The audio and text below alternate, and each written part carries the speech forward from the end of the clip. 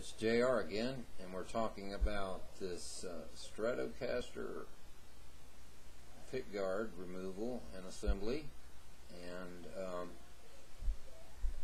this Pickguard assembly, we're going to talk about just basic video on how to remove the components. You want to know what's underneath the hood of your Strat? Right there it is.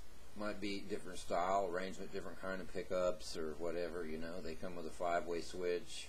Usually most comes with a 5-way switch unless they only have 2 pickups here, and then they come with a 3-way switch down here. But this model, much like most, comes with 3 pots, 2 toning pots and tone pots, and 1 value pot along with the selector switch.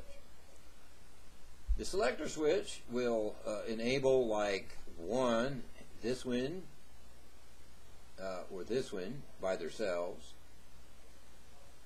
these 2 together, or these 2 together, or all 3 at once. Now you can vary this a little ways if you want to alter things, like put a kill switch on the center one. Is one that I like to do. Put a kill switch on it, and that way when you hit all your pickups at once, you can kill the center one and actually play these 2, and it comes up with a total of different tonality. We're going to talk about how to remove the knobs a lot of times. I had somebody that wanted me to repair a guitar for him and said that the pot was bad, and it was just, I don't know if you can hear that. Hear that?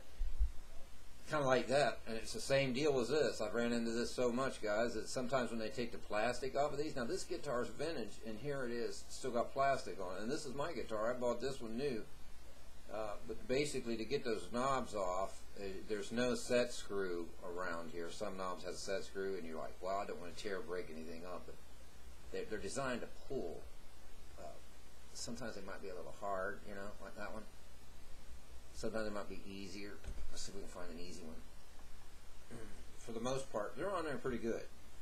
I just try to get my fingers under there and just somehow climb up on both sides, you know, and it's just a knurled shaft there around there. You can see this pickguard's definitely vintaged out. It's definitely, I want to say reliced out, you might say. Well, not vintage, but relic. It is vintage too. It's quite old. Just come off a Samick, but they're all the same, pretty much. Yeah. Like I said earlier, there's variable differences in them. Okay, once you got them off, right here was the culprit of this one doing the little screechy screech. Somebody thought their pot was bad one time, and it wasn't that. It was this. But basically, all we do is you got a couple screws here that you want to remove. 2 on the switch. Be sure not to lose the screws. And the best thing to do if you're doing, I don't know what it is you're doing, but if you're planning on doing something and you want to take this apart like this and change things around, when your screws come out of there like that, right there. And this knob here on the front, now sometimes you may risk losing it because they'll break a lot of times in there because it's just a little set thing. It goes like that. Sets in there on that like that, but that removes the switch. And to remove the pickups, I want to say, if you look at your pickups, you notice they got a spring in there, a little spring back in here when you take this off. And all this is designed, these 2 screws are designed so you can raise and lower this up and out of this pickguard, so that it gives you a different tonality, either volume or whatever it is you're looking for. You can play around with those. You might want to make one because you want it different. We want to make these different. And I'll lower this one here, real low here, so you can see, give you an illustration on how you can adjust those to play with those a little bit. Let's see if you might. Now this is pretty flush. That's pretty flush. So you can see what you can do with those screws. Look at there. Look how much it's backed off. It's nearly backed all the way out. But we're going to take, all you do is just take all those screws out and right on down the line. And maybe I'll take the first one out here to give us an illustration. And you won't want to lose those springs in there, of course, but I usually keep my fingers over it right like that, that spring, until it pops out of there like that. And I like to work off a little towel or something so I don't lose my screws, and I can put them right back in place like I was telling you about earlier. And it is a good idea to take the time and get the right screwdriver to fit those slots on the top of those screws. And here's what I was talking about. So you don't lose the direction on how everything goes. This is a big help. And it goes just like this.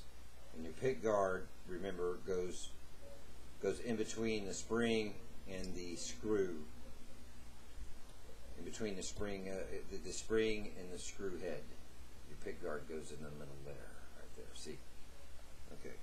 Just remember those little facts and points. And let's do that again. Fat part of the spring goes down. Like that right there. Put the big screw right in there. Put the screw to it.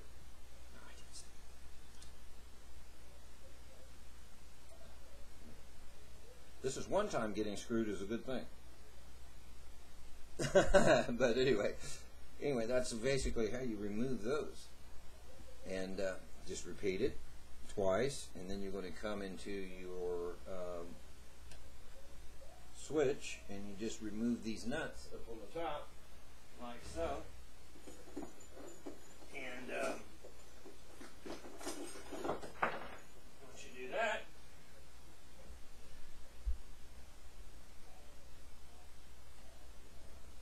a little pair of pliers, I guess. So I can get those off of there.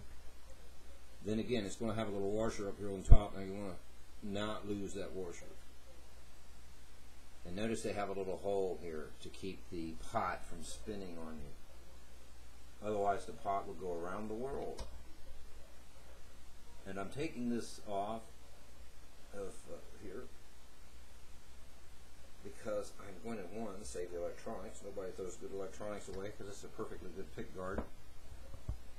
And two, I've got one that's messed up on my Stratocaster China job, and I want to replace it with this older relic aged white. And so on. But you can remove these accordingly, like this. I'm just illustrating here. I'll get on with the actual doing the thing. Shut my mouth a second. Some people prefer not to cut the video. Some people prefer to see this done hands-on a couple times. So this is for you guys. Okay. So we're going to move on down the line to pick number 2. Keep them jamming that so bad. I said pick number 2. Ugh. Shame on me. Clean that language up. What's the matter with you? You have to do these kind of sideways, one after the other, because they get so far out, they get oblong, and screws don't really want to turn. But hopefully the next few videos that I do will be illustrating on how to reconstruct one of these and place these back on a Strat. There's the spring for that. Then once again, down here, my friend, remove that bridge one. It's a good idea not to forget what's the bridge too. Okay, wire length should determine that. All right. Yeah, all right, that's cool. All right. Because some of these are different ohmages, you know.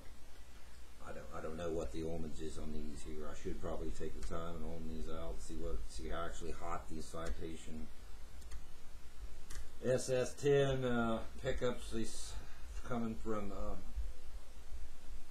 over there in the Far East. Not China, but oh, what's the other name of the other place that makes all them guitars over there? Samick.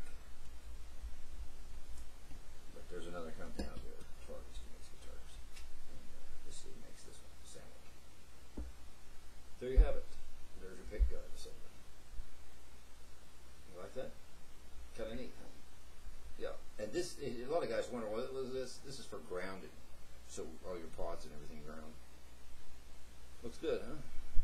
There you have it. Citation SS10 relic out vintage pickguard.